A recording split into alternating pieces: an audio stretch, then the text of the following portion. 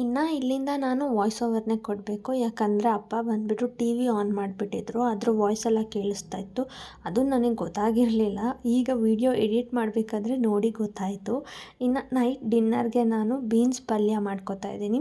ಅದ್ರ ಜೊತೆಗೆ ಚಪಾತಿ ಮಾಡ್ಕೊಳ್ಳೋಣ ಅಂತ ಹೇಳಿ ಚಪಾತಿ ಹಿಟ್ಟನ್ನು ಕಲಿಸ್ಬಿಟ್ಟು ಸೈಡಲ್ಲಿ ಸ್ವಲ್ಪ ಹೊತ್ತು ನೆನೆಯೋಕ್ಕೆ ಬಿಡ್ತಾಯಿದ್ದೀನಿ. ಚಪಾತಿ ಹಿಟ್ಟು ಸ್ವಲ್ಪ ಹೊತ್ತು ನೆನೆದ್ರೆ ಅದು ಅರಿಯೋಕ್ಕೆ ನೀಟಾಗಿ ಬರುತ್ತೆ, ಚೆನ್ನಾಗೂ ಬರುತ್ತೆ ಸಾಫ್ಟಾಗಿ.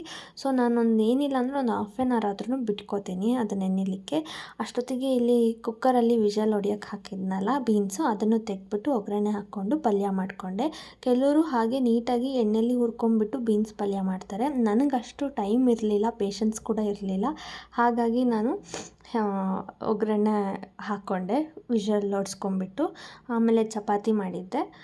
ಸೊ ನಿಮಗೇನಾದರೂ ಈ ವಿಡಿಯೋ ಇಷ್ಟ ಆಗಿದರೆ ಪ್ಲೀಸ್ ಲೈಕ್ ಮಾಡಿ, ಸಬ್ಸ್ಕ್ರೈಬ್ ಮಾಡಿ, ಮಾಡೋದನ್ನ ಮಾತ್ರ ಮರಿಬೇಡಿ. Thank you.